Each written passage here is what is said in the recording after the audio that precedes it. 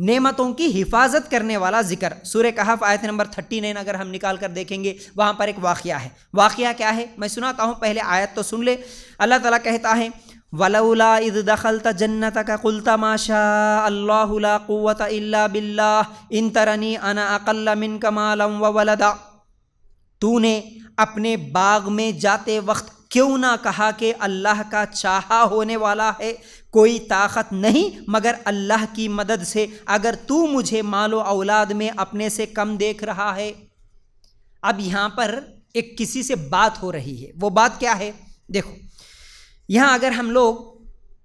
قرآن کی آیت میں غور کریں گے وَلَوْ إِذْ دَخَلْتَ جَنَّتَكَ قُلْتَ مَا شَاءَ اللَّهُ، یہاں پر ما شاء اللہ کہنے کی فضیلت ہے۔ وہ کیا ہے سنو، سورہ کہف میں ایک واقعہ آیا ہے۔ واقعہ اگر کچھ آیتیں پہلے سے آپ پڑھیں گے، دو لوگوں کا واقعہ، اس میں سے ایک مشرک تھا ایک مومن تھا،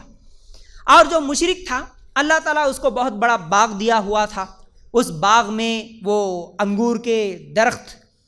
اور اسی طرح کھیتی باڑی سب کرتا تھا، اور اس کے جو باغ کے اطراف کیا ہے جیسے باؤنڈری وال لگاتے نا ہم لوگ، اس طرح کھجور کے درخت بھی تھے، تو کھجور انگور کھیتی سے بہت بڑا اس کا باغ بھرا ہوا تھا۔ تو اس نے کیا کیا، ایک مرتبہ یہ جو اس کا مومن ساتھی ہے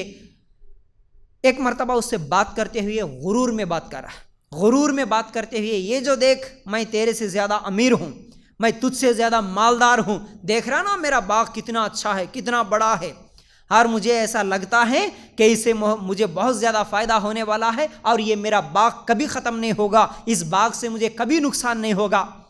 اور اس نے یہ بھی کہا کہ قیامت ویامت میں نہیں مانتا، میں قیامت کو نہیں مانتا، کوئی قیامت آنے والی ہے ایسا میں مانتا ہی نہیں، میرا یقین ہی نہیں ہے۔ پھر اس کے بعد وہ کہتا ہے اگر قیامت آ بھی گئی تو جس طرح مجھے دنیا میں اتنا اچھا باغ ملا، اتنی اچھی خوشی کی زندگی ملی، قیامت میں بھی اللہ مجھے بہت اچھی خوشی کی زندگی دیتا، اس سے بہتر زندگی مجھے وہاں پر بھی ملتی۔ اس طرح وہ غرور اور تکبر میں تھا۔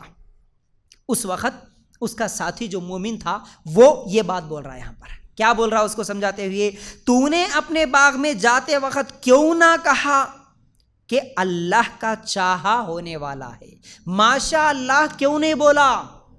جو اللہ نے چاہا وہ ہوا، جو اللہ چاہتا ہے وہ ہوتا ہے، ماشاء اللہ بولنا تھا، لیکن تو ماشاء اللہ نہیں بولتے ہوئے تو غرور اور تکبر کر رہا ہے۔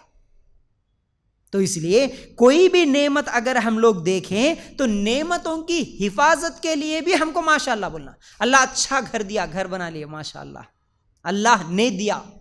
گاڑی خرید لیے ماشاء اللہ، آج میرے پاس گاڑی ہے۔ کپڑا خرید لیے ماشاء اللہ، اتنا بہترین کپڑا میں خرید سکا۔ زیور خرید لیے ماشاء اللہ، اللہ کے فضل سے مجھے آج یہ زیور ملے۔ شادی ہوئی، اولاد ہوئی، کون سی بھی نعمت ملی، کون سی بھی خوشی ملی، ماشاء اللہ اللہ نے مجھے دیا، اللہ نے جو چاہا وہ ہوا، یہ بولنا ہے ہم کو۔ ہم لوگ کیا کرتے، گھر بنا لے کے فخر سے بولتے کتنے دن سے محنت کر رہا تھا، معلوم ہے میں اس گھر کو بنانے کے لیے کتنے سالوں کی محنت، میرے محنت کا نتیجہ ہے یہ، دن رات ایک کر کے میں کرنے سے ایسا ہوا، میں کرنے سے ویسا ہوا، میں بولتے۔ یہ سورہ کہف میں ایک مشرک بولا تھا اسی بات، میں کرا، میرے پاس اتنا ہے،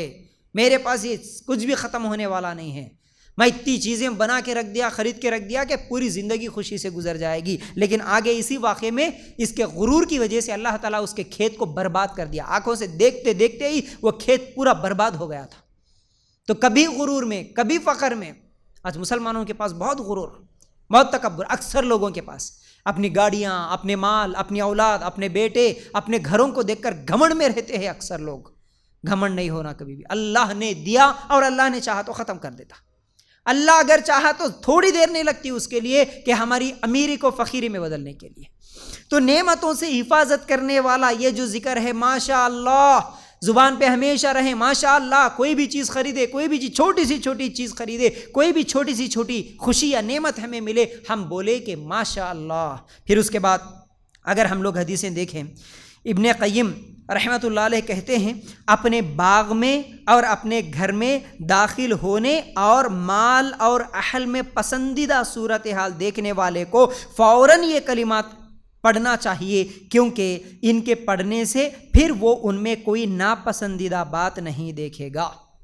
کیا بول رہے اس آیت کی روشنی میں ابن قیم رحمۃ اللہ علیہ کہ اپنے باغ میں اگر آپ کی کھیتی باڑی ہے تو اپنے باغ میں جاتے ہوئے یا پھر اپنے گھر میں داخل ہوتے ہوئے ماشاء اللہ بولو، کیونکہ گھر میں جاتے ہوئے یا کاروبار میں جاتے ہوئے یا پھر تمہارے باغوں میں جاتے ہوئے مال میں اور آپ کے گھر والوں میں کوئی پسندیدہ عمل دیکھے، خوبصورت ہے بچہ سامنے آ گیا یا کوئی کپڑے پہن لیا اچھا دکھ رہا تو فوراً ماشاء اللہ کتنا اچھا دکھ رہا میرا بچہ ماشاء اللہ، تو ماشاء اللہ زیادہ سے زیادہ بولو، ماشاء اللہ پڑھتے رہو کہتے رہو، کیونکہ ماشاء اللہ کہنے سے پڑھنے سے پھر اس نعمت میں وہ کبھی ناپسندیدہ عمل نہیں دیکھے گا، ناپسندیدہ عمل نہیں دیکھے گا۔ اسی طرح ابن ماجہ کی ایک روایت بھی ہے، اللہ کے رسول صلی اللہ علیہ وسلم نے فرمایا جب تم میں سے کوئی شخص اپنے بھائی کی خوشکن چیز دیکھے تو اسے برکت کی دعا دے، کیونکہ نظر کا لگنا حق ہے۔ ابن ماجہ کی روایت، تمہارے کسی بھی مسلمان بھائی بہن کے گھر میں اس کی زندگی میں کوئی اچھی چیز دیکھے تو فوراً بولو ماشاء اللہ، کیوں؟ اگر ماشاء اللہ نہیں بولے کوئی اور چیز بولے تو پھر نظر لگ سکتی ہے، اس حدیث میں اللہ کے رسول صلی اللہ علیہ وسلم نے واضح کر دیا، نظر کا لگنا حق ہے، بچوں کو بھی نظر لگ سکتی ہے، بڑوں کو بھی لگ سکتی ہے، کسی نعمت کو، کسی سواری کو، کسی گاڑی کو، کسی بھی چیز کو نظر لگ سکتی ہے، اس لیے نظر سے بچنا بولے تو سب سے پہلے ماشاء اللہ بولو۔ ہم لوگ ماشاء اللہ چھوڑ کے کتنے مسلمان ایسے ہیں کیسے کیسے کلمات نکالتے ہیں کہ کوئی بھی خوبصورت بچے کو بھی دیکھے تو کتنا اچھا ہے، اماں ابا کیا کیا نہیں پتہ نہیں ایسے ایسے الفاظ بولتے، نہیں کوئی نہیں، سب سے پہلے ماشاء اللہ، ماشاء اللہ بیٹا کتنا خوبصورت ہے، ماشاء اللہ تمہارا اچھا ہے بچہ، ماشاء اللہ تمہارا گھر اچھا ہے، حسد نہ کرنا اور نظر نہیں لگانا بولے تو ماشاء اللہ بولتے رہنا ہے، ٹھیک ہے۔